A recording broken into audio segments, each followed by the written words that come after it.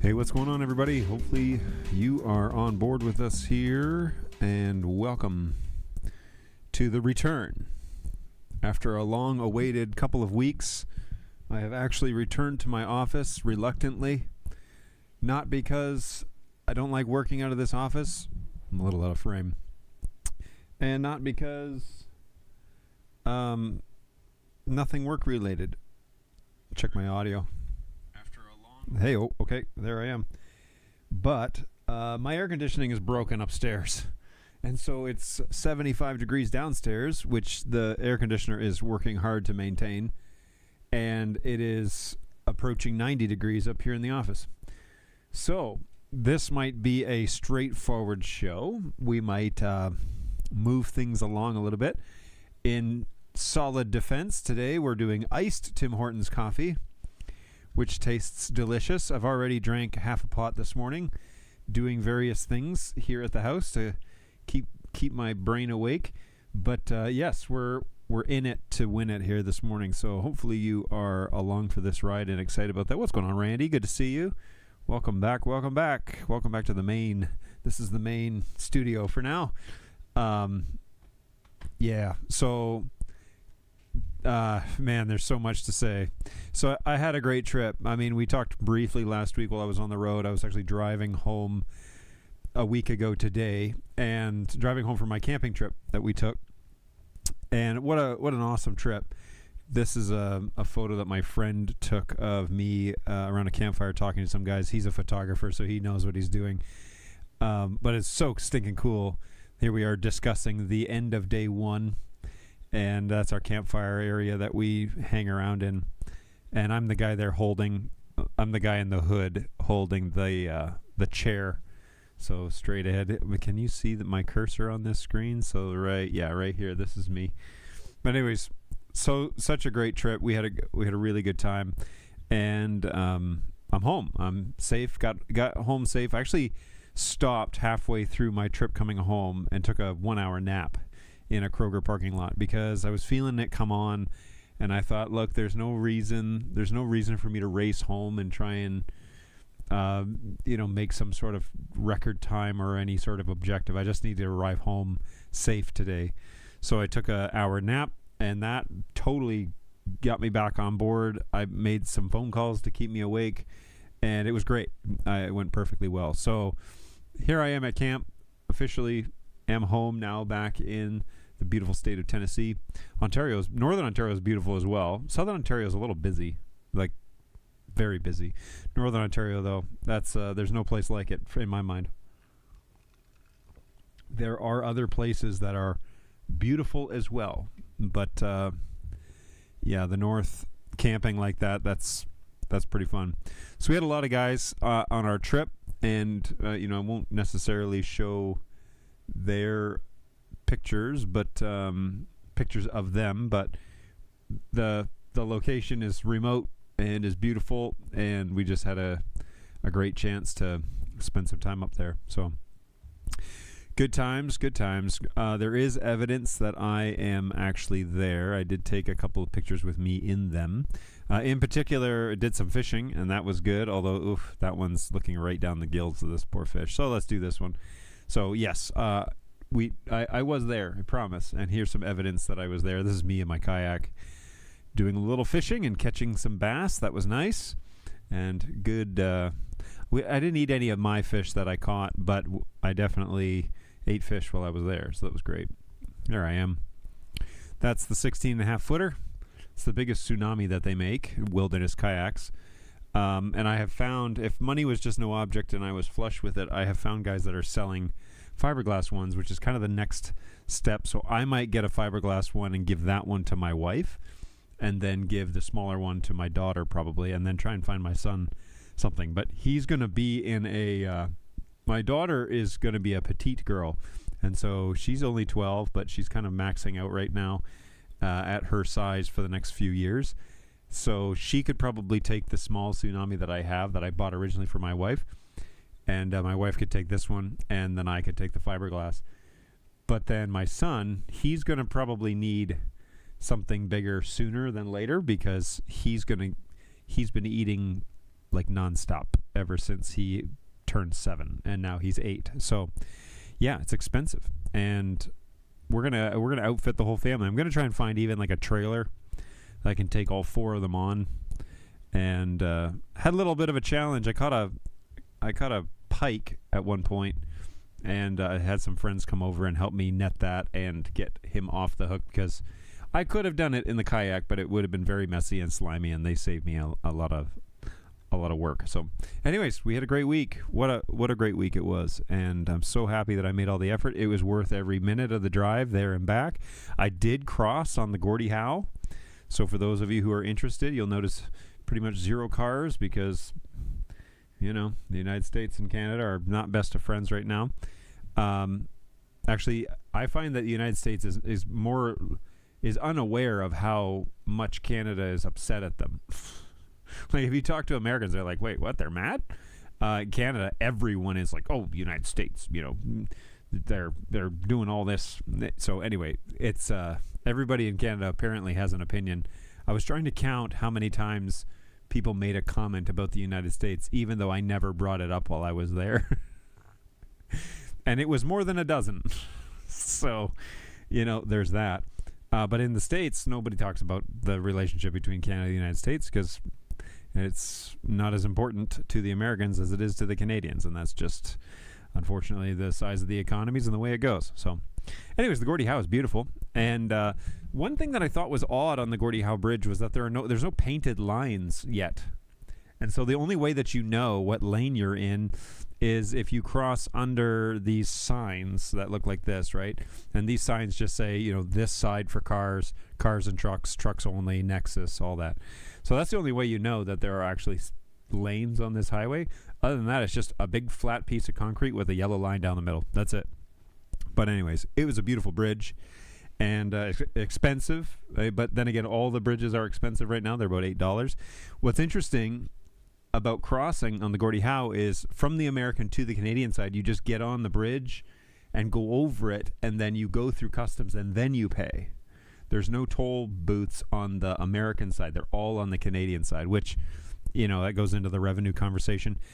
But regardless of that, I just thought it was odd that I exited to Canada, and I was at the Canadian border, paying at the Canadian border, and giving my passport at the Canadian border. So thought that was interesting. All right. Hey, everybody. What's going on, Angus? How is it going? Good to see it. Randy says, hey, it's way too hot. Yeah, so this room is going to heat up. These computers have been off all week because my air conditioning broke late last week. So I've got a guy. He's coming out today. I paid the bill. I hope I see him. There's nobody here yet. But anyways, he should be coming out today to check it out. Hopefully it's just a capacitor and needs to be replaced, but we will find out what the damage is. So does that mean that you're going to stream from the barn until the AC is fixed? Well, it's 81 degrees out there right now. And as a matter of fact, I could be far more precise because I have all this information at my fingertips. So in the office space that's in the barn right now, it's 83.2 degrees. And there is no AC out there yet. Okay, I have to buy that unit. And my wife and I decided just to kind of hold because we are, we're not in a major rush now to get me out there. I was at the beginning of the summer, but just the speed in which it went. So we're just going to wait until I do a few extra little side jobs and I have some more liquidity in my budget, and then I will make that purchase and go down that road. But until then, I got to do some jobs. So thankfully, I've been working on a side job this week, and I get paid this week as well in a couple of days. So all is well. Well, actually, tomorrow will probably be payday. And then we can move along with some of that project, but not until then. So incremental movement on there.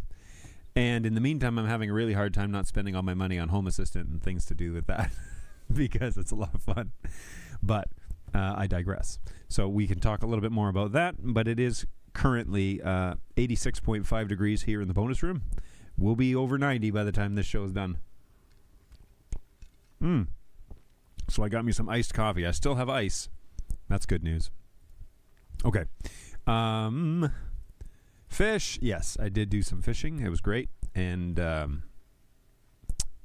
we didn't catch any lake trout, which is that's the one everybody wants. It's a very different type of fish meat, but we did catch pike and bass and ate those, and that was fine. All right, well, let's get on with it so that I don't overheat and start sweating. Plus, there's a lot to do today because of air conditioning guy. There is a chance I'm going to have to go and answer the door and talk to him during this show. There's a chance, always is. So we shall see. But I do want to touch on my trip that I went. One of the issues when I moved away from SmartThings, or as I was moving away from SmartThings, is the ability to control the house from away from the home, right? So when you transition to a system like Home Assistant, you're going to need to probably figure out a way to access your devices while you're away and make sure the house is okay, and that, maybe double checking alarms and all that stuff isn't necessarily, going off while you're not there. The nice thing with SmartThings was it would tell you because you would log into your SmartThings account through Samsung. Now, I have become more and more weary of giving my data to bigger companies, and I'm not completely free of this, so don't call me too much of a hypocrite, because I'm an Apple user and things like that too. So, but pulling back a little bit is probably a good idea than going more all in. And in Home Assistant, there is an option where you can pay an annual fee and get the Home Assistant Cloud function, which looks something like this. You can pay for the subscription, puts all of your devices online. It also allows you to use your audio voice assistant devices. So whether that, well, we won't say them out loud because they're listening, but those devices then could interact with your home. So I have lost the voice assistant option currently, but there are devices out there that talk locally that would give you that option without needing to use, Google and Alexa. So those two products are no longer integrated with my house, which I'm okay with. I don't really need them to be integrated so that I can give voice commands. It is kind of nice to say, turn on this TV or turn on these lights.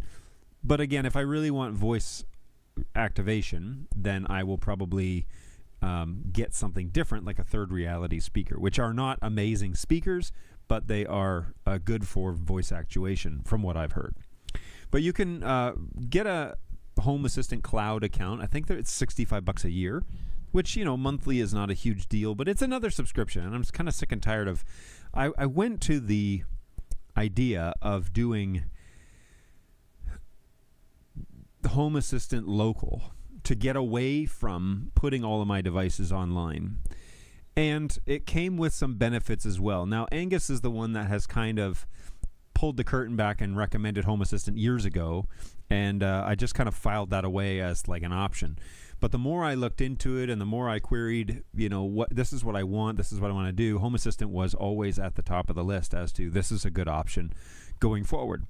So the issue with Home Assistant is that it is local. It's hosted locally inside my network, which is behind a firewall, behind my router, and none of this is exposed to the internet. So how do you do it? Well, the way that I'm showing my chat. The way that I do it is to set up a VPN. And again, who but Angus said, well, I use Tailscale. It's an open VPN, and it's technically not open VPN, but it's a open source VPN that you can install locally inside your home, and then it will, allow you to connect. And that is what I used. I used Tailscale, which is what today's title of the show is Tailscale and Home Assistant, and how that actually works on your device. So I can drop off of my my local network here and kill all this and just join via cell signal on my phone. And when you open Home Assistant, I'll quit Home Assistant. When you open Home Assistant and you're just on your cell service, it doesn't know where to find it, right? Because it's a locally hosted program. So it's going to error out. It's going to say, hey, you're not connected. It's not going to work. And that's unfortunate. So if I quit it, though, and I join Tailscale, which is my VPN, which on an iPhone and an Android allows you to just set up like a quick button at the bottom so I can say join VPN, and you inside of the iPhone settings, the network settings, there's a VPN option where you can put in the VPN credentials, whatever format it gives you. You can email it to yourself or whatever. Add it to your phone. Well, now when I click on VPN, it gives me a little symbol at the top that says VPN. And so now if I go to Home Assistant, we start loading. And it's all here available. And I can even just approve to you that, let me pull up Bonus Room real quick, just to prove to you that this works. You know, I can turn off my lights. I can turn on the fan light. I don't know if you can see that. Yeah, the light change. So I can turn on the fan light. I can manipulate. These lights are all linked here onto this product as well. So I can do all of that over the VPN, which means now anywhere that I am, wherever I have cell coverage, or maybe my Starlink mobile device or whatever, I can just join it on the VPN, which also means that I can add that same VPN credential to my computer. So when I was on the road and I was traveling through Ohio and I was traveling through, Ontario even, and I stopped for the night, I was able to join my VPN from my host home and see the Home Assistant network. And that worked extremely well. The one thing that it's not going to do well is tell me if I'm away from the home, if I'm having a alarm go off, right? Because that would need to be communicated to an online server, which would then ping my phone. So that's something that I need to still figure out. That's one of the limitations of having a local system, is how do I get notifications in the event of security? But it does also mean that when I'm away, you guys remember that we've created a companion module so that I can access on my phone using global cache. I can control my system. So if I turn the VPN off, and then of course if I go to the emulator, which is locally hosted, it's not going to work. It's going to give me a little screen that says, oh, this thing is not connected, not working right, unable to connect to companion. Well, if I just go here and turn on my VPN, and now I wait for it to refresh. Come on, focus on. It's like, that's not a face. Boom. So the VPN now is connected, and I'm not on my Wi-Fi. So it does two things. Like, it allows me basically to have local control, which is what all of you guys know. That's what a VPN does. It puts you on your local network. It also funnels all of my data traffic through my home. So there's an extra step there. It might be actually a little slower than you're expecting, just because you're going to your home network and then you're going out to the internet. But for things like automation and home control and all of that stuff, it's an easy solution. Try and get that. And it can run, Tailscale can run in Linux in parallel on a Raspberry Pi that's running other things. So, you know, I have a companion app that's running on a Raspberry Pi that runs my home automation. In parallel with that, I'm running a print server. And so I've upgraded that to, I've added that to run alongside of my companion app, just because I need to stop using Raspberry Pi Zeros, which are vastly underpowered and don't work very well. So if I just got this going here before the show, but I basically am running cups in parallel. Now, one of the things that I've noticed, and this is not a part of today's show, but I'm not printing yet, and so I don't know what is going on with this printer, but I think I have an incorrect printer added, but I'll take care of that a little bit later. I do want to save this as a bookmark, just so that bookmark bar, and then we're going to say cups, and that's the print server. Okay, so I'm running that in parallel with companion, and you have to do a little bit of opening ports and dancing around to allow both of those programs to run simultaneously, but once you do, they're great. And then companion can run whatever you'd like to do. So I'm going to do a show next week on Home Assistant and how I've kind of gone all in on Home Assistant, because I am officially migrating away from SmartThings and only leaving the Samsung devices. I haven't really gone into this yet as to how to do it correctly, but I'm only leaving the Samsung devices that are like my smart appliances and a couple other things that are only seen by SmartThings. I'm going to leave them as my interface between Home Assistant and SmartThings so that those devices can all talk. The refrigerator is a smart refrigerator, although it's smart, but it can't connect to Home Assistant, which isn't very smart. So, take that for what it's worth. Tailscale is excellent. I've been using it for a couple of years now. I've been avoiding the voice assistant technology entirely until I can address it as computer. Yeah, because you're a Star Trek fan. You can customize commands now with, if you're running Home Assistant. Let me pull up this product real quick because I've been talking about it, and I realize at lightning speed. I'm not a very slow talker when I get excited about something. But there is a Third Reality speaker now, and that Third Reality is the company that I use to do a lot of my Zigbee things. So Zigbee and Z-Wave are the two protocols that I use throughout the Smart House. I fell in love with Z-Wave originally, but the downfall I find with Z-Wave is that it gets interfered with Wi-Fi signals, whereas Zigbee is on a totally different range and it does not have the same problems as Z-Wave does. And so this little assistant here is actually Wi-Fi only, which is wild. What is this little thing that it comes with here? This speaker dongle? What is that? Third Dev Edition Music Assistant, preloaded with Home Assistant, Voice Assistant for music, dual digital mics. And the overall reviews of this product that I can see is it's okay.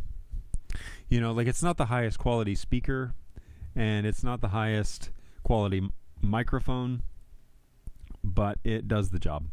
And so if I really wanted to change over, then this little device would, again, be in-house only, wouldn't be talking to servers on the internet, wouldn't be kind of sharing my data, even though I tell those services not to.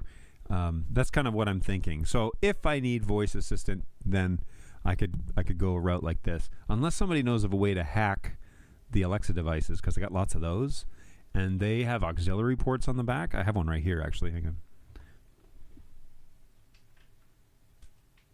So these little original Alexa pucks, okay, the Echo pucks, they have an auxiliary port on the back, which is amazing because you can attach them then to third-party speakers. So if you have a decent set of speakers, you could use this as the Bluetooth receiver for your audio and then transmit it to those speakers, or not transmit it, but send it to those speakers via auxiliary cord.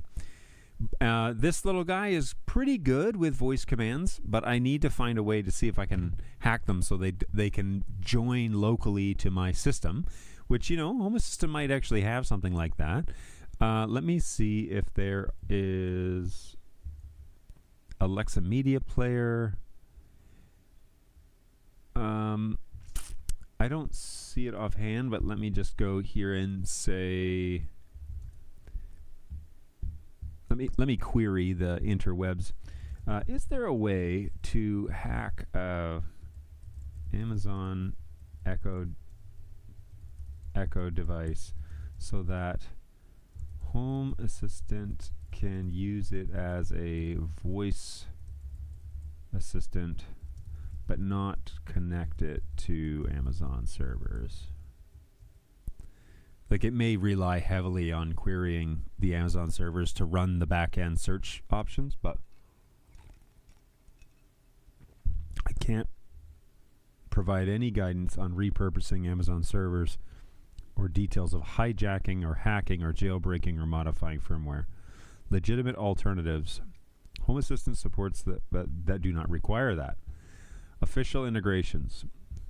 The goal is for those commands to not leave my home network because I want to keep this information internal.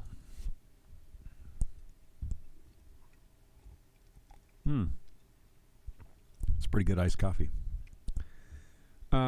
Privacy goal. Speech to text assistant. Intent recognition. So practical ways of setting the use Home Assistant native assist plus local add-ons. Detect local voice hardware like inexpensive USB microphones and speakers. like an ESP32. Okay, so man, this is going to be next week's show, so I don't want to get into this too much. But I have discovered that this system will talk to little Bluetooth/Wi-Fi boards that then you can use for like proximity sensors and decibel readers, and like the options are endless, seriously endless. And this is what I want to get into next week. I've ordered some products that one of the biggest issues I have, okay, let's do it this way. One of the biggest issues I have with home automation is my garage and my cars and my people coming and going. Long ago, back in the mid-2010s, smart things used to make a presence sensor, okay? It was a little key fob you put on your keys, and when you would leave the house, it would detect that you were away, and it would, if all the presence sensors were gone, it would shut down the house, and you could be sure that the away mode was set on your home. Since then, presence sensors have turned into, are people walking in front of this sensor, which is different than like a zone presence sensor. So the idea was, well, you don't need that anymore because you have a cell phone, and the cell phone should be able to relay your information as to where you are in the world. That was never really a very reliable presence sensor in smart things. It would be hit or miss. What if you quit the app? Then the app stopped responding or stopped querying. You always had to have location mode on all the time and precise mode, which was a big battery drain. These things were not practical long term as presence sensors. And what if you wanted to build something where like your kids came home but you weren't there? You want the house to unlock for them so that they can get in. Or what if there's an emergency? Like all of those things, presence sensors are pretty important. But I haven't been able to find one that's reliable. I haven't been able to look and see like, what can I use as a presence sensor? All of them came back in the smart things realm as to like, just use your phone. Okay, well, I had very mixed results. And after querying Reddit and a few other things, they had basically said, you're right, it's not reliable. Presence sensors kind of went away long ago because it didn't work very well. So Scotty picks up a mouse. Oh, hello, computer. Pretty sure most Zigbee home automation stuff is on the same 2.4 gigahertz band. See, that's not my understanding because I can put that antenna right next to an access point and it talks no problem. No problem. But you might be right. I don't know. But it's not my experience. My house has 2.4 and a 5 gig network that's under the same SSID, and the Z-Wave world has all sorts of problems. If you put that antenna near an access point, it basically turns it off. It basically like completely overrides it. But if you put the Zigbee antenna next to it, it has no problem. So I don't know what is going on there, but it's not very consistent. So one of the projects that I'm going to use is Bluetooth beacons. Beacons are they're kind of the extra step, but evidently, according to online, the more reliable way to do proximity when your vehicle or person arrives at the house. So the first project will be to put beacons in the garage and then put Bluetooth receivers in the garage that are talking on the Wi-Fi network, and then put Bluetooth beacons inside the cars. And if the beacons then recognize that the car is near the garage, it will unlock the house and open the garage door. The question I have is, are they going to stay online all the time? The battery life reports that it's somewhere between 12 and 18 months. If I get a year out of the batteries, that will be exceptional. But I bought beacons that actually have AAA battery, like 2 AAA battery spots. So even if it only goes 6 months, no problem. I'm happy to change those out for AAA batteries. Those are inexpensive. But the problem, or the question I'm curious about is, setting up the beacons, making sure they work. Now, the sensors themselves, the actual beacons for the cars won't be here until Saturday. But the little transmitters the little circuit boards, those will be here today. So somewhere between 10 and 3, which right now it's 10 o'clock. So if I jump over here to my orders, I can see kind of where they are, if they are out for currently arriving today. Does not report out for delivery. Oh, yes, it does. Has left the facility in Nashville at 10:30. So we can be certain that it's not going to be here around 10, which was 35 minutes ago. So it just left the facility 5 minutes ago. That means it's going to be this afternoon some point. Anyways, the little boards that I bought are these little interfaces that can do a lot of things. They have all sorts of GPIOs, and then that got me kind of thinking, I wonder if there is a way to set up these little boards to give me dB feedback. So how loud is it in the auditorium? That sort of idea. And sure enough, they make little microphone boards that go on these that you can basically just wire or solder or whatever and connect them together and place them where you want the reader to be. So maybe at the sound booth or maybe in the middle of the auditorium. And wirelessly, it will connect to your Home Assistant system and feed you back that data in a graph format, which is incredibly helpful. All right, incredibly helpful, because then you can say, okay, like, what is the comfortable decibel reading? Take a decibel reading and then, or not take it, but have it on a dashboard so you can see it full time and know the auditorium is at a consistent, decibel level. So there's kind of a fun little additional project that I might end up, for example, putting inside the recording studio once it's up and running. I might want to have a decibel reading in there to find out how loud are we singing or how loud are we listening or any of that stuff. So Zigbee uses 802.15.4 just like Matter and Thread, which is either 868 megahertz, 915, or 2.4. Okay, there you go. Thank you. Somebody just Googled it for us, and that's always helpful. Automated unlocking rings all my alarm bells. I've also seen Zigbee at 433, but it's super rare. But for just run-of-the-mill home automation stuff, it's most likely on 2.4. Okay. Well, what do I know? You guys are probably correct. Anyway, all that to say, yes, so the Bluetooth piece could, for example, ping an automation on our phones that says, do you want to open the garage door? Like when we arrive and it detects that we've arrived, that the status has changed from away to home, it sends us a notification and says, do you want to open the garage? And you can either click yes or whatever.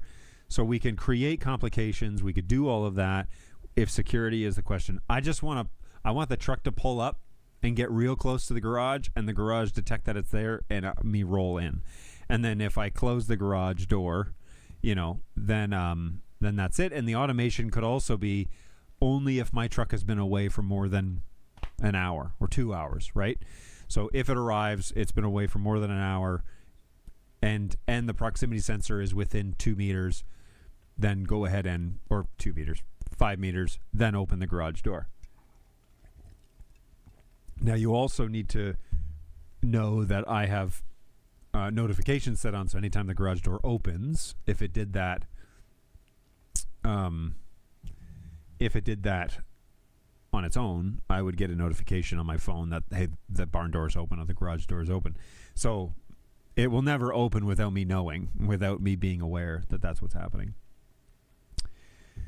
I wonder, though, one of the questions then about being notified is there a text service, SMS service that would support sending messages via SMS to my phone? Like, I don't even care about charges or anything like that. Just if I'm away.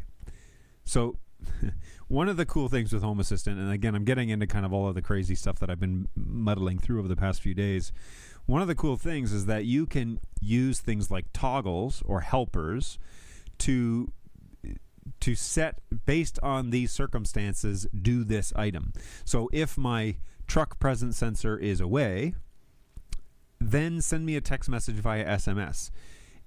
Otherwise, send me notifications via push when I'm on the home network, right? But one of the integrations that hasn't worked very well is the integration between TP-Link Omega and the Home Assistant. because what I would love is to use a presence sensor based on if I'm connected to the wireless network. That does not seem to be updating correctly, and I think it's an Omega issue because it shows that I'm always connected and it shows my wife is never connected, and that's just not true. She's literally been sitting next to me in the evenings surfing on her phone, and Omega says she's not online. So something's wrong there. That's not normal, but I would love to figure that out because a phone, once you connect to a Wi-Fi network, should report into your the LLDP inside of the TP-Link system and tell you, yep, she's online. That actually might be a question that I could ask here. I think something is wrong with the LDAP option in my TP-Link system because my wife's iPhone shows offline when she is here, and mine shows online even though I am not here. But yeah. How do I set it so that information is updated regularly and is accurate? So we can ask and find out. All right. So technically correct is the best kind of correct. It's true. All right. So being able to access all of this stuff, me having privacy concerns about giving all of my information over to big conglomerates has pushed me into the realm of, hey, maybe I don't want to have all of this connected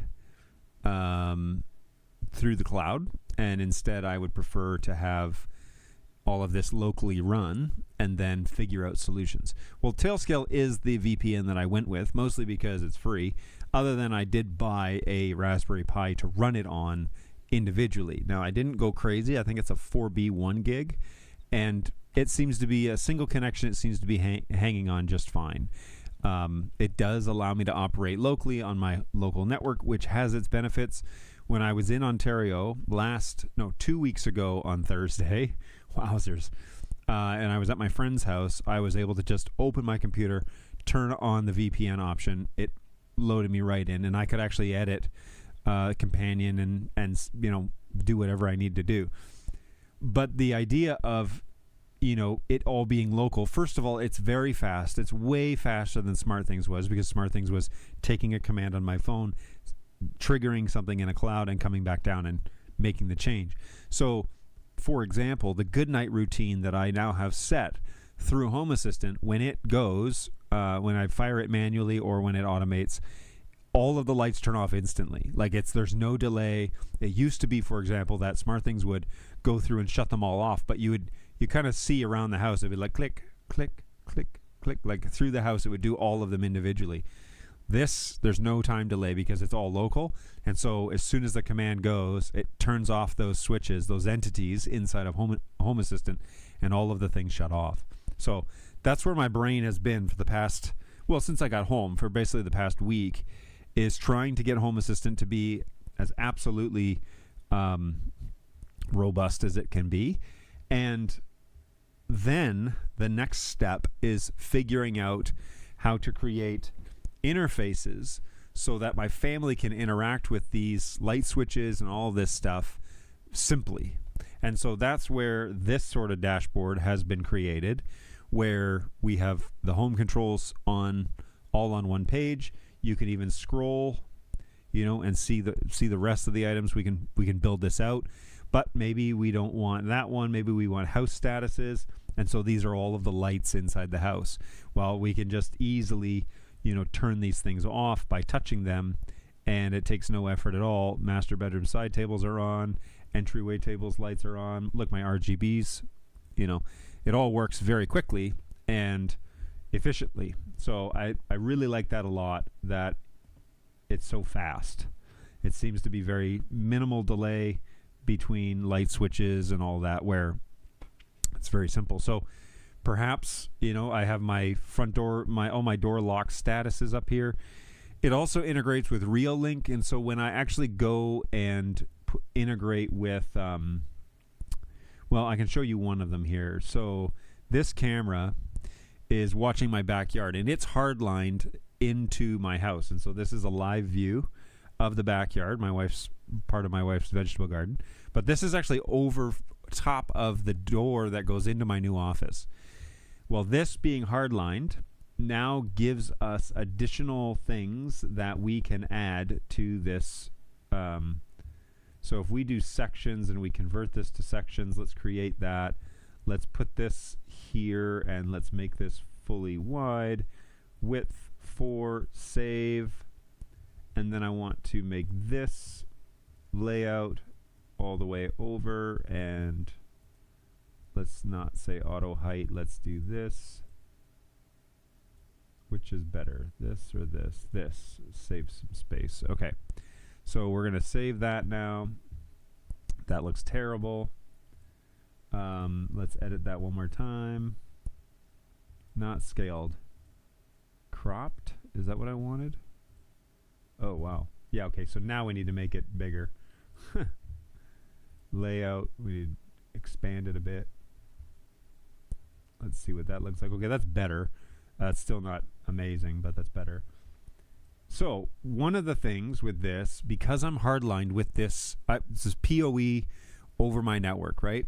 Because of that, the notifications that come with this device, like people, cars, whatever, are a lot faster. So now, if I hardline, which I will, I'm going to hardline one of the cameras that's facing the driveway. So now when cars approach in the driveway, the notifications can be a lot quicker through Home Assistant, because this device exposes all of those options. So let me go back to entities now. I'm just going to look up, what is this called? Barn camera? Yeah, so, oh no, that's the barn driveway camera. Let's just type in camera. We'll go devices. Oh, that's not what I thought it was. Here we go. Fluent backyard camera. So if we just go to some of these entities, let's just look at device info. Here we go. So now look at these sensors that are on here, right? So now we can see the animal detection. You can see the actual motion detection, if it detects a person, if it detects a vehicle. So if you get a decent camera like this one and you install it, then you can set triggers based on these sensors. All right, so you can even change all the sensitivity and everything right here inside of Home Assistant. So that's super nice. But anyways, you can trigger things based on, hey, there's a vehicle in the driveway. Well, that's what is my number one thing that I want to trigger, is I want to know when a car pulls in the driveway. It would be handy to know, for example, today when the air conditioning guy shows up, what is going on. Look, there was an animal that was detected on, oh, that's cool. I wonder if I can see, can I see the playback module on here? I guess not. Well, I'd be curious to know. It's probably just a bird, to be honest with you. But curious to know that if an animal was detected. Reolink, let's take a look, a quick little look. My ice is melting quickly.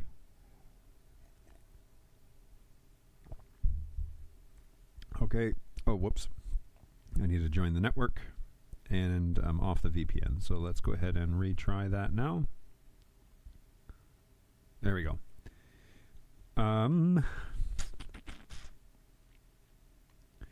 So this one is, this interface has been updated. How cool. All right, so this backyard camera, playback, and I want to look for animals. Whoa, this was at nighttime.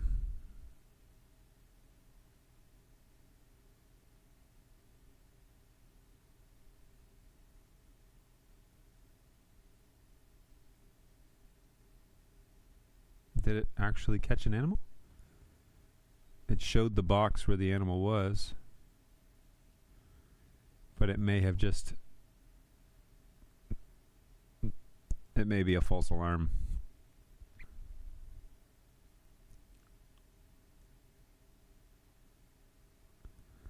The lights all came on.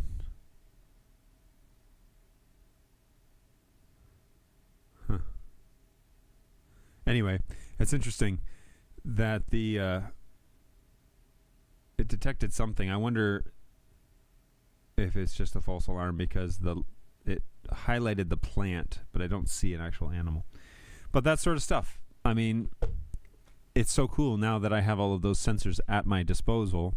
You can basically set alarms and triggers and whatever. So, for example, if we see an animal, or if the camera sees an animal in the garden, which ate a bunch of our stuff this year, if the trigger goes off, then we can turn on the lights or something, and try and scare it off. So nice to have all of those sensors. And if you buy the actual PoE cameras, then you get all of those additional options. The battery-powered ones or the solar ones that I have, not reliable at all, but the Reolink, the actual hardline Reolink ones, seem to be working and integrating really well. So might need to eventually migrate over to that, because to more hardlined cameras, just to kind of give me that additional level of security. SmartThings sounds awful. So SmartThings had its time. The problem was when they sold it to Samsung. Samsung basically decided that's too much work, and they just canceled the whole thing. So they support it, but they don't, and it's not good anymore. Like it doesn't do half of the things that Home Assistant does, and I'm just kind of scratching the surface on some of these things. But especially the advantage was I could open it anywhere in the world, and I could turn on devices or do whatever around my house. But Tailscale is the answer for that if I want to be able to still access the home. There's a couple of trade-offs, like how do I get notified if the alarm's going off? But that's all to find out later. But you can zone out different areas so that when you first turn in from the street, your truck is on long-range sensors, and when it pulls up the garage door, it can initiate docking procedures. That's true. Having a mic SPL monitoring running in your room is amazing. I so want to do that. Yeah, so that is possible, and quite frankly, once you get so the price of a Raspberry Pi is $35, an SD card is another $25 probably. Then the sensors are like $10 each. So you get a Bluetooth Wi-Fi sensor and you have to sync it with your device, but then that little device can run wirelessly, like on your Wi-Fi network, and you can set it up via USB cable. It doesn't even need to be Bluetooth, I guess. And you put that little monitor on there, again, $10, the little microphone, and then you can have it all coming into a dashboard in Home Assistant. So I think you're less than $100 to get a dB audio sensor, and then to scale it is literally just $20. So you want another one? You want other zones? You want other rooms? You want $20? $20 and your time. So I will work on that little project, because I know a lot of you guys are in the video audio realm, and perhaps having audio monitoring might be handy. So we will do that project when I move into the studio, just to see if we can do it. I think it'll be fun. But I'm slowly turning into like an automation nerd. But wouldn't it be cool to have active monitoring inside your home theater or inside your living room? Maybe you want those sensors to notify you when you're not there if there's activity around the house. Like they don't record, they just listen for decibel changes, and then they show them on a graph. That sounds amazing to me. I mean, I don't need them in every room. I don't need those sorts of listening devices, but definitely in my theater, if my kids are watching a show and I'm like, hey, is it too loud? Oh no, it's only 110 decibels. That's fine. It's fine to make their ears bleed just a little bit, give them potential hearing loss for the rest of their life. Or if it detects that the decibel level is too high, it could automatically turn down the volume on your... Oh, that's so stinking cool. So one of the questions I have about that project that I don't know the answer to yet is, how do you calibrate it so that you're getting accurate reading? Is it just out of the box, or do you need to adjust the calibration so that it does it? But, we'll figure that out down the road. That'll be fun.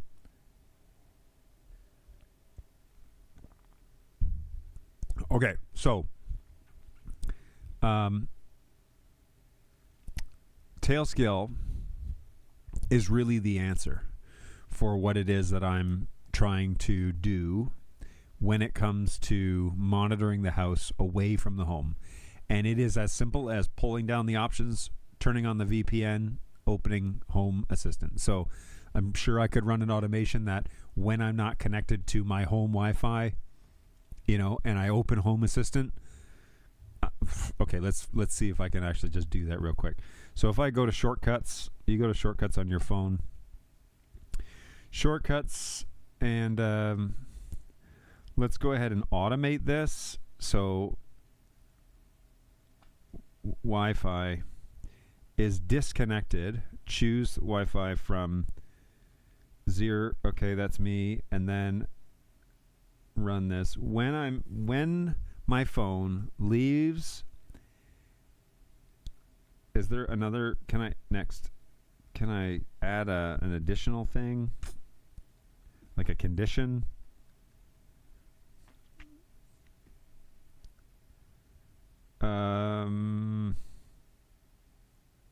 It's going to be under settings, right? Yeah. So can I search? Can I type in VPN? Okay. Oh, VPN. Okay, nothing there. Man, one of the things that I'm really annoyed with Apple shortcuts is how limited they are. Like you should be able to what if I just say open an app?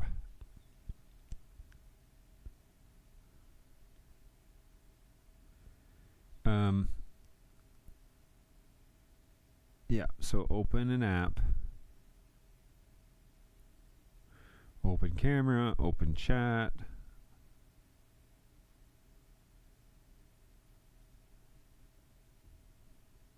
Oh, come on. This is silly. So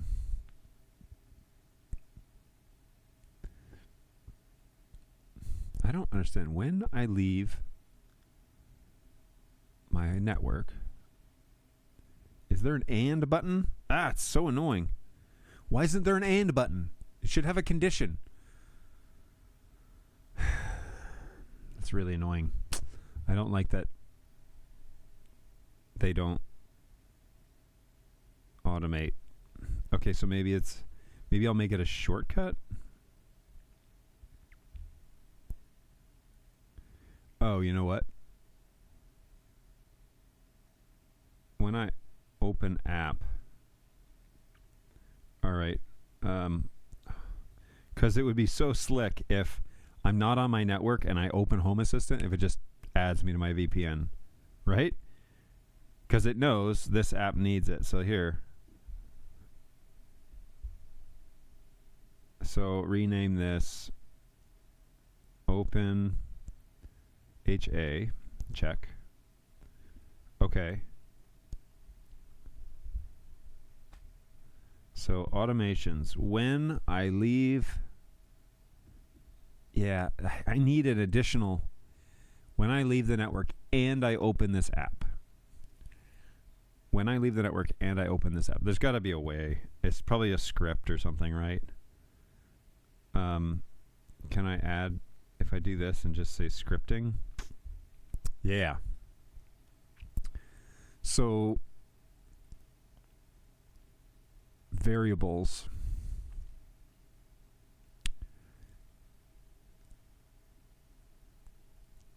Get variable device details.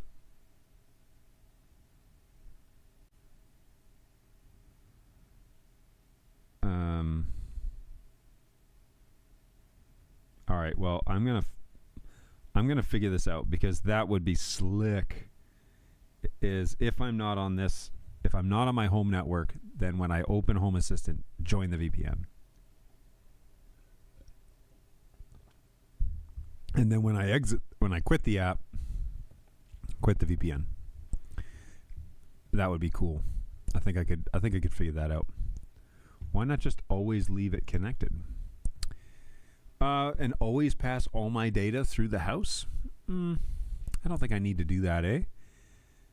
I guess I could, but that seems like a lot of extra. There's not really any reason not to, but anyway, I have become a big fan of Home Assistant and the solution to accessing all of that information, and quite frankly, accessing all of your data on your home network, shared drives and all, is to use a VPN. And I will back up Angus's recommendation that Tailscale seems to be the way to do it if you are interested in kind of maximizing or minimizing costs and maximizing functionality. It takes a little bit of, inquiry, looking through Reddit, maybe asking AI how to set it up. But once you get it there, then that works pretty well. No, don't turn on exit node. Don't turn on exit node. Okay. Then it doesn't pass anything extra. Interesting. Always allow. So let's go down to the app. Let's take a look at the settings real quick. Inside. There we go. Tailscale. Okay, so it's not here. So now I need to open it on my phone. Take a look at the settings. Connect.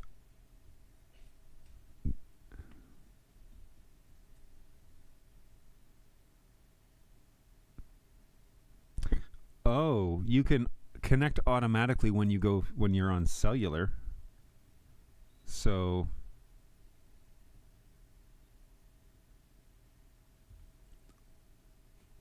there it is. Connect automatically on Wi-Fi, except on current. Well, that's smart. There it is. Done. I didn't need to set up and then when I'm on cellular, always connect. Well, when I'm on cellular,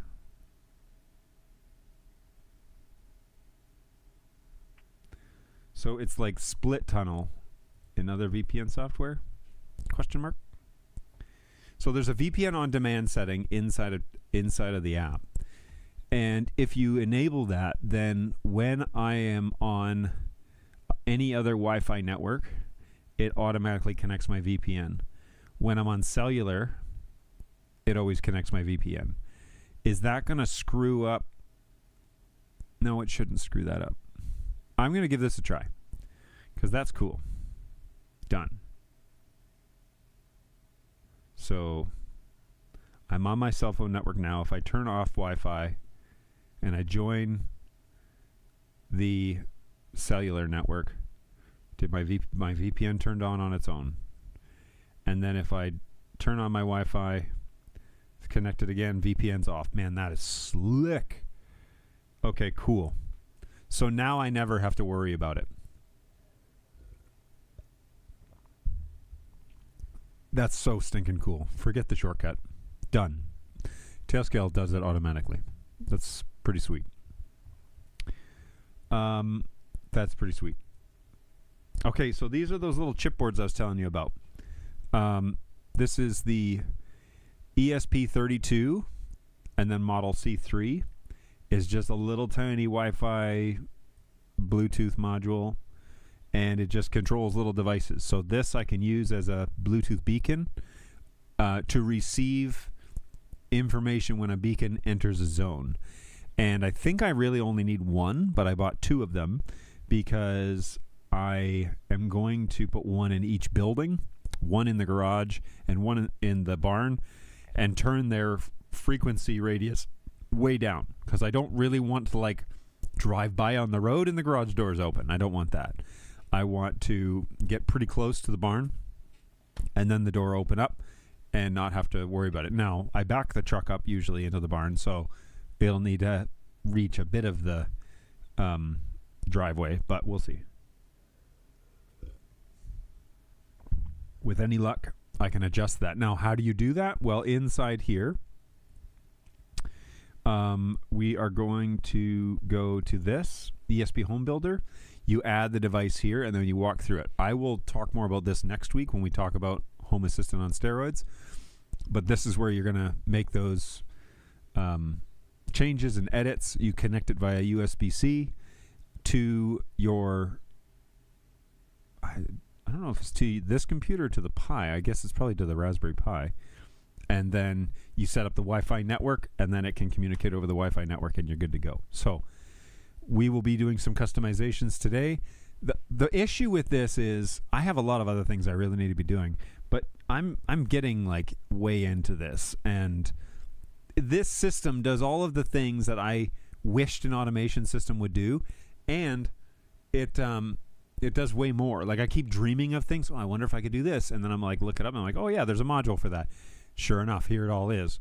So yeah, I'm getting a little too like into this, and the rabbit hole. I feel like I've like taken one step into the rabbit hole, and it just goes on forever. So maybe that's your experience as well. I just leave it connected all the time unless I specifically need to turn it off. And yes, it's very much like a split tunnel.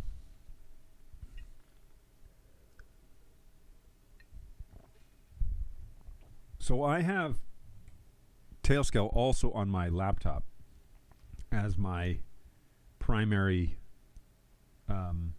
VPN. So let me open that app, because maybe I'm sure I can do it here too. There's an update available. I'm going to just remind me later on that. But let's go into settings. I'm sorry I can't share this with you. Settings, VPN on demand. We're going to manage that. We're going to turn that on. Always connect automatically unless... Why didn't it find it?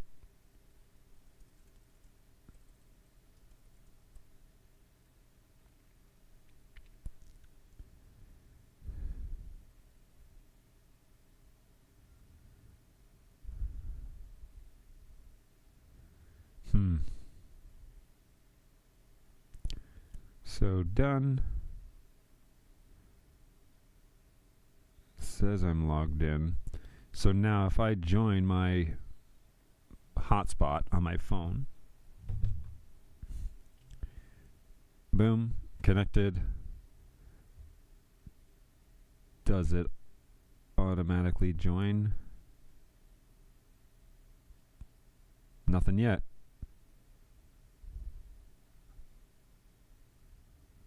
VPN on demand is enabled. Wait, but it says I'm not connected. What's the story here? Oh, it does say I'm connected. Oh. Okay, and then if I go back to my home network,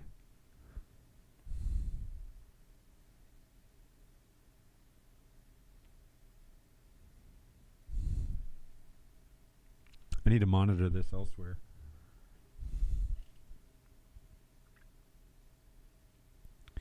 So I'll do it here on my phone.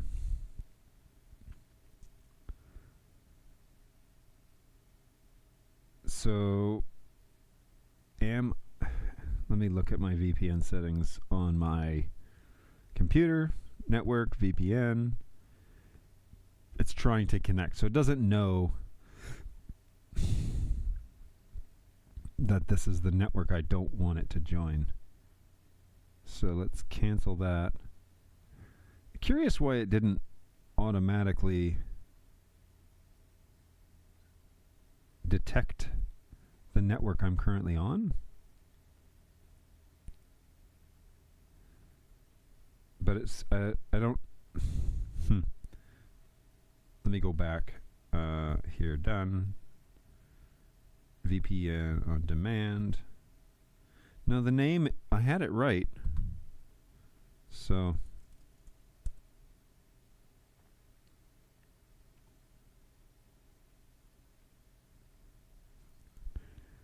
it's trying to connect when I don't want it to.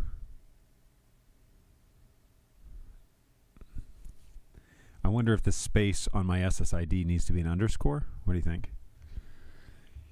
You'd have to USB to the node to wherever you run the flash. Yes, okay, got it. So I will do that. And they're powered via USB-C, so I have a little brick that's coming with a cable so that I can power them, you know, right there at the house. So we need to turn this off. VPN is disconnected.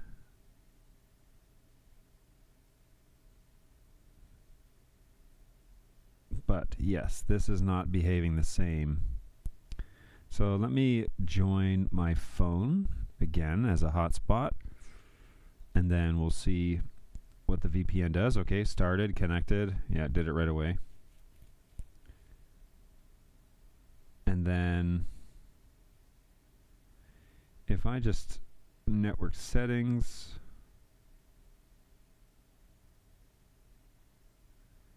no.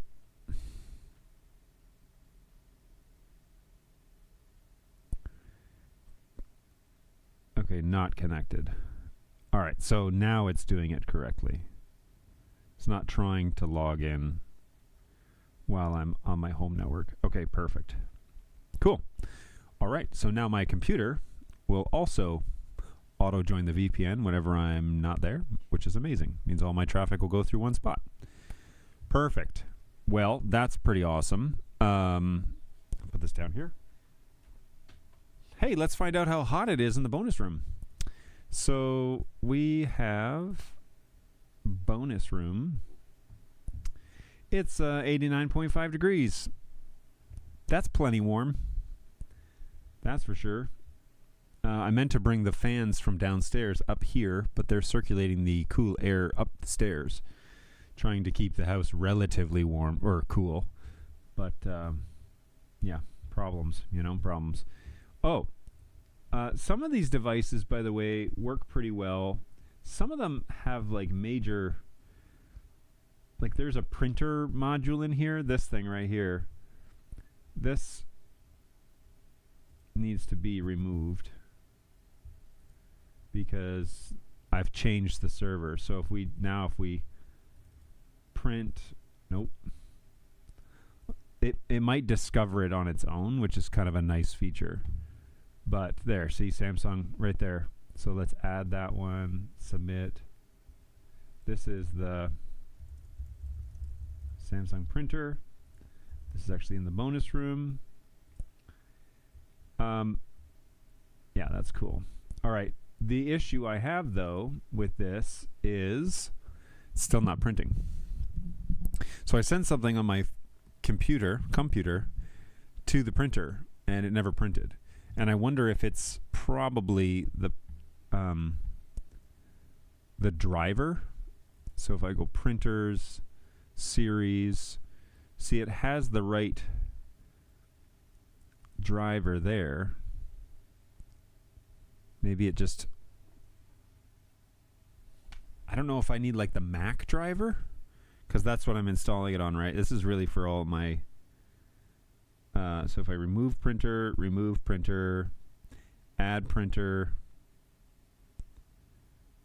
yep, bonus room, yeah, it says PostScript. Instead, I want to use, I don't have the, it should provide it though.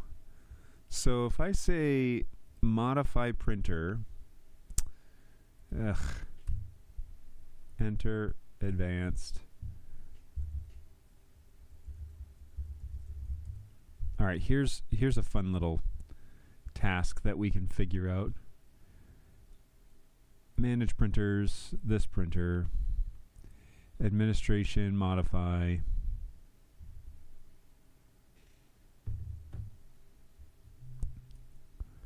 Current connection, share this printer.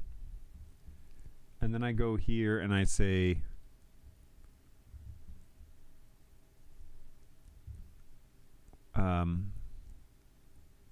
this, copy,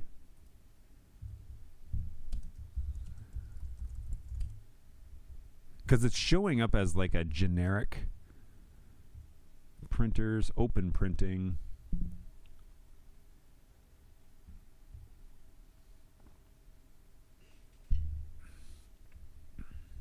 just a postscript. I think this is the file that I got before, though. I know that this is riveting stuff, guys. I know. Let me put this here. Tailscale doesn't route anything over the tunnel unless you tell it to. Oh, right on. That's useful. Direct download. Apple Samsung printer driver 2.6.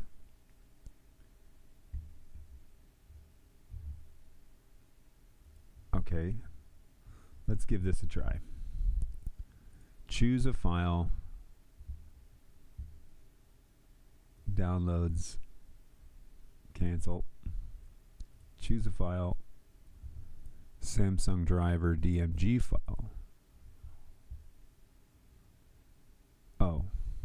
I'm going to have to open that, aren't I? Ah, for crying out loud. Do I got to do it here? Samsung SCX483X 5X 3X is just the series Mac driver. All right, where did I get this text spot? Okay.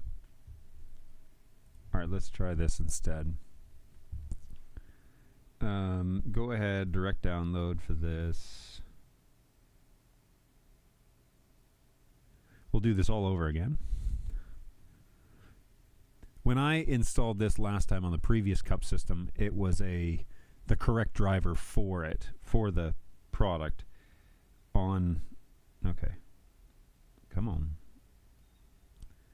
All right, there it is. So if I open this,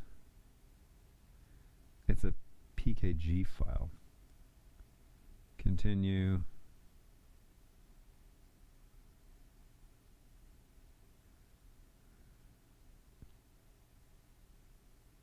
Okay, so that file doesn't work. Noted. Okay, so somehow this is the select another make and manufacturer.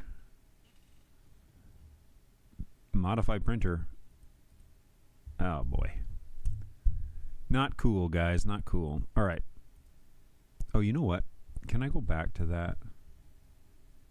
Administration. Allow remote admin. Printing from the internet. Let's look at the configuration file. That's all fine. Save. Manage printers. Manage this printer.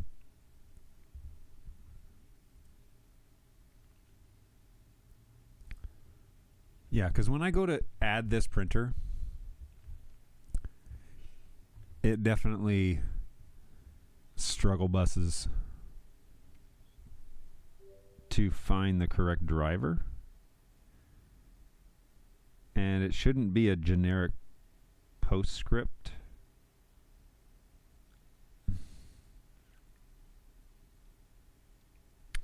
I wonder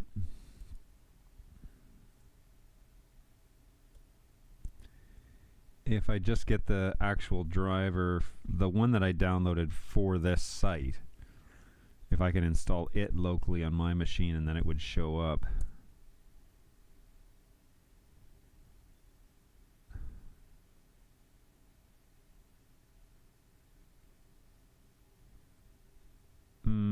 Guess not.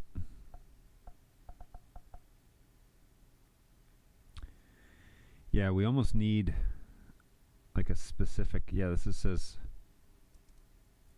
yeah, we need a specific Mac version. Open printing.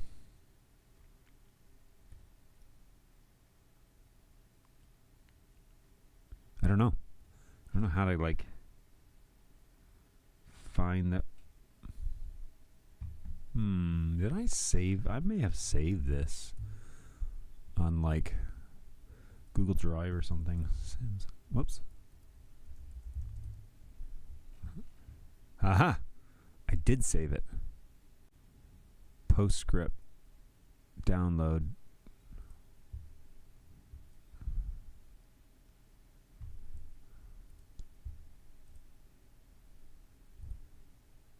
looks to be the same file that it was before.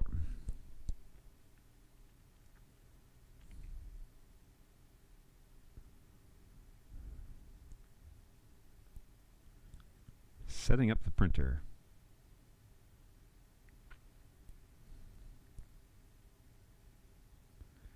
Printer is idle.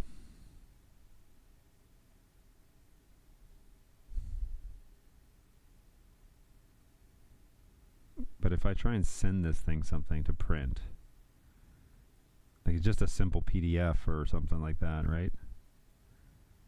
Find items to print. Let's just send it something easy. What was it that I was trying to print earlier? Can't remember. Okay, how about this? We're just going to print this. Print page 1. Samsung printer. From 1 to 1. Go ahead and print. Now, what happens is it claims to send it to the printer. And then when I go to print jobs, processing, connecting to printer. Printer is idle. I don't know if this needs to like have permission to wake the printer. You know, set default options. Cover. I don't know. Like I don't. This has been an issue for me. Fit on page, prompt user, reverse duplex printer, letter size, double-sided printing, long side. Set as default options. Administration.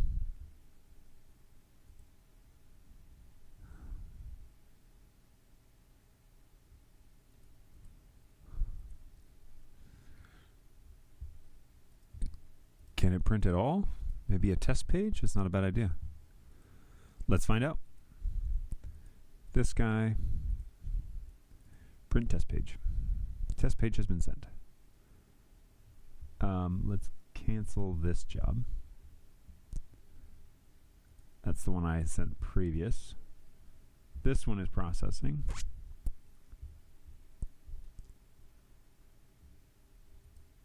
Evidently not. It should not take that long. I think I've got a problem with this printer. That cancel all jobs. Destroy all printers. Printer is not responding. Maintenance. Delete printer. Let's try this again. Maybe I have added this incorrectly and that's really my issue. Search for printers. Administration, add a printer, find new printers.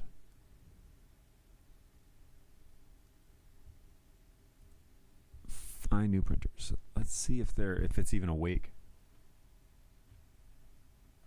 I believe it's at 93 if I'm not mistaken. 6877.93. Printers are awful. I know, I just want to like it's not at 93.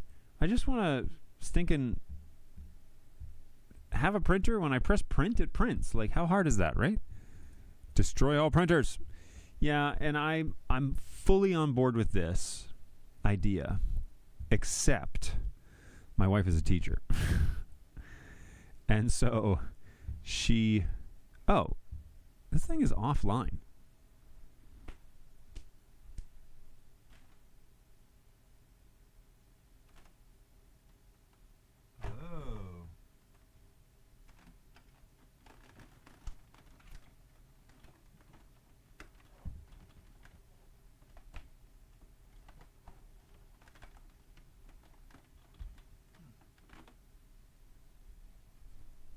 Screen was reading back a system fault on the printer. I hope that's not a sign of other things to come, like a new printer. This printer it's very old, but it has been a laser printer and it's just monochrome. It's worked for an age. She's alive!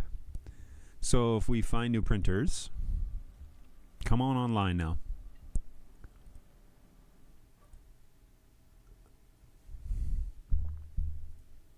I mean, it was literally just working. So, maybe I broke it. Hey-oh, there it is. So, I don't know what the difference is here between these two. Let's just say Samsung printer. And it's up here in the bonus room. I'd like to share this printer. The printer name can only contain... Okay. Why don't you give me a back button, dude?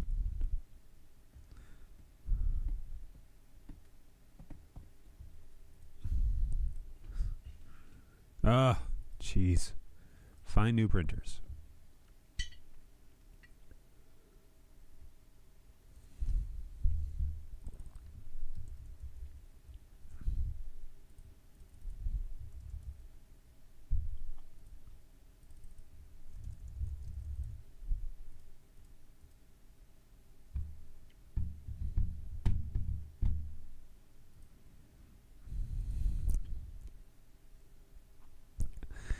Okay, my favorite. Error on fire.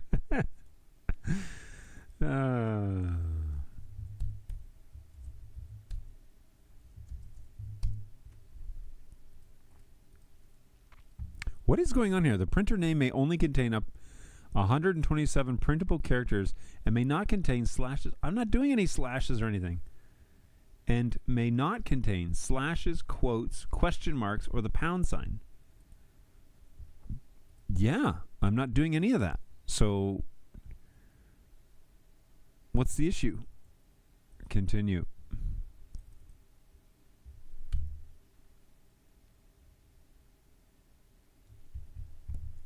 Did this ever come up? Yeah, it did. Okay. So, this is the connection. Nope.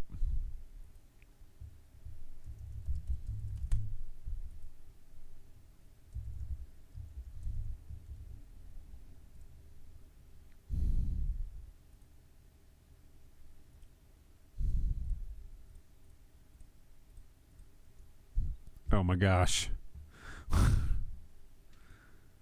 All right, we're gonna restart this because this is driving me crazy.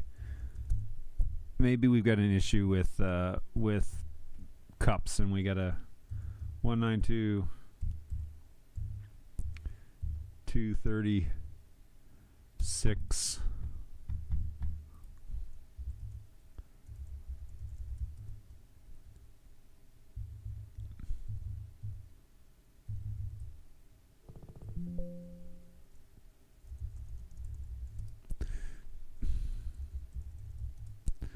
Reboot.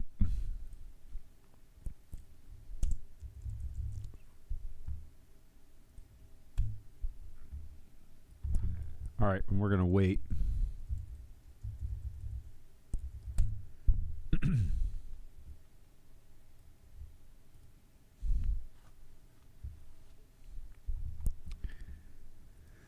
Oh boy. Printers. I saw a video the other day that MKBHD put out, YouTube tech reviewer, and he just said that the company that he would love to see make a printer is Apple, because if there's one company that could make it not suck, maybe it would be them. Oh, we're printing.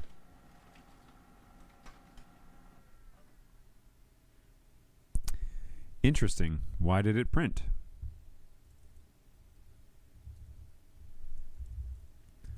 Maybe it needs to be like this. Maybe the underscore.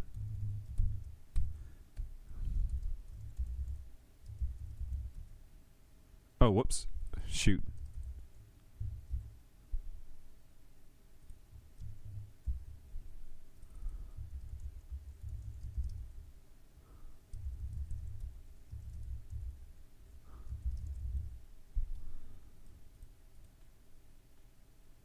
Oh, that's promising.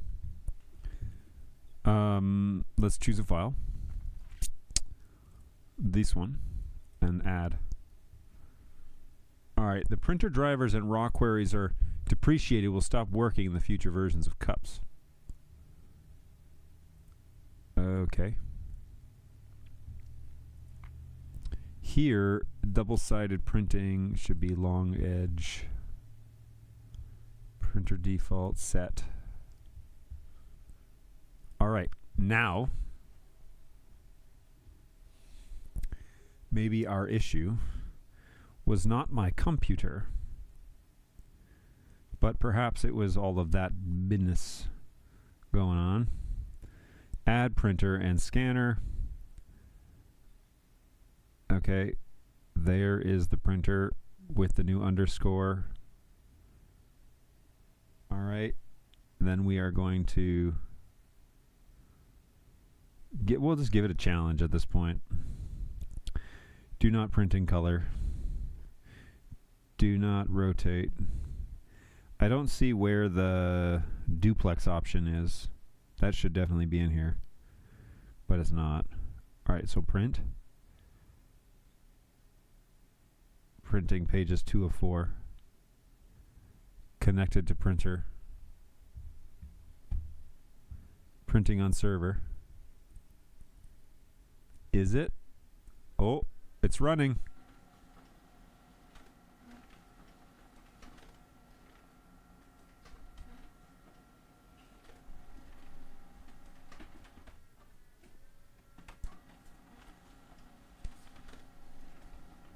There it is, folks.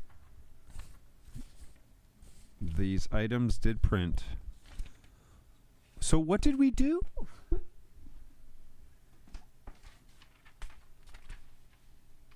Like, I'm not entirely sure what we did. We turned it off and back on again? Is that what we did? Oh my gosh. Well, anyways, so that's working, which is super nice. That's nice to at least have it working again. It did seem, so on the Raspberry Pi Zero, it would just take a long time to send that information. This Raspberry Pi is a 4B, and it's hardlined, and so it doesn't have to wait for Wi-Fi or anything like that. It's just goes right to the server. So that, I think, will obviously be a vast improvement from what it could be, what it was, and I hope my wife is happy with that upgrade. It means I don't have to buy another Raspberry Pi. I really like the fact that I can run it in tandem with the companion module unit, because that unit is overpowered for what it needs, and this is a way to kind of make use of all those resources. Yes, printery nonsense. Exactly right. Okay, folks, it's 11:30, and I touched on Tailscale a little bit.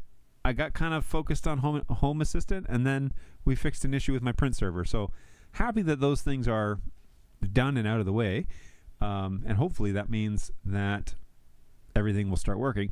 But I've got a lot to do, and one of the things that I really have to do is I need to do my regular work, but I also need to record a video that I'm making about the camp I was just at for a group that wants to know more about it.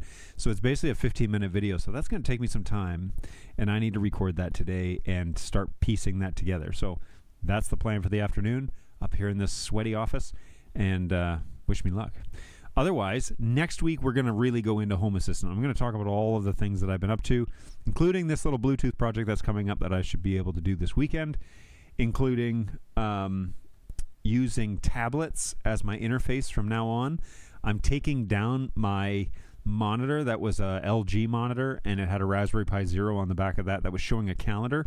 I'm changing that out for a much smaller but still VESA-mounted Android tablet that will be a touch screen and will give you access to turning on and off lights and such, and also access to companion, so you can control the living room controls, and I will install one up here so that you can control the bonus room and all of its controls. And what's really cool about all of that is Global Cache has a module that works with Home Assistant, meaning that I have the list of all the commands.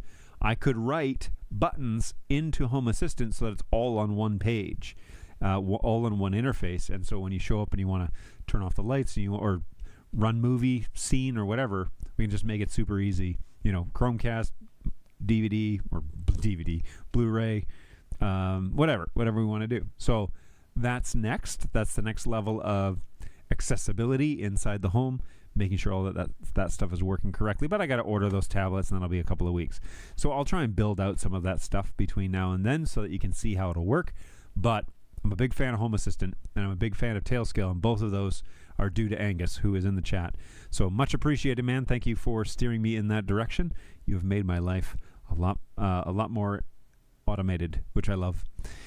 Okay, more on this next week. We shall chat, and let me know in the comments if there's anything I overdid or looked past that I should. Oh, that's interesting. Hang on here. Samsung printer. Can you guys see this? It just asked me to re-identify this again. So Samsung printer, bonus room. Let's go ahead and add. Yes, finish. Okay, so now look, active alerts. This alert, it says there's a paper jam. There isn't a paper jam. So I don't know how to clear that alert, but I wish I could. But if we go back and we go to, where is that thing that I just hear? Oh, Samsung. Oh. So this one stopped responding. See, unavailable. So I think I'm going to disable this function, and I'm going to just leave this other one on, because this is the one that's giving me this stuff. And I wish there was a way that I could clear this error. Maybe there is. More on that later. But anyways, thanks everybody. Always appreciate your input here. Hey, great show. I might have to get into this also. Hey, Happy Camper, how's it going? Yeah, careful, because it's a slippery slope. But I mean, there's a lot of applications even for your company that would benefit from all of these sorts of things, but more on that later. Always happy to help improve people's lives, and that's why I like having you around, because that's the way you operate. So thanks, everybody. Thanks for hanging around. I have appreciated that. Next week, if you're interested in this Home Assistant stuff, tune in, because we are going to go deep dive, and it's probably going to be a long show. So hang tight. We'll see you next week. With any luck, my air conditioning will be fixed, and I can do a long show, and I won't die, and I won't have to survive on iced coffee, which is now just cold coffee. The ice is all gone. But I really appreciate you hanging out with me today. Be sure to hit that like and subscribe button so that more people will see this show. Let me know what you think, good or bad, and happy to take it all. We'll go from there. Take care of yourselves, folks. Be well. Look after yourselves and each other. We'll see you guys in the next one.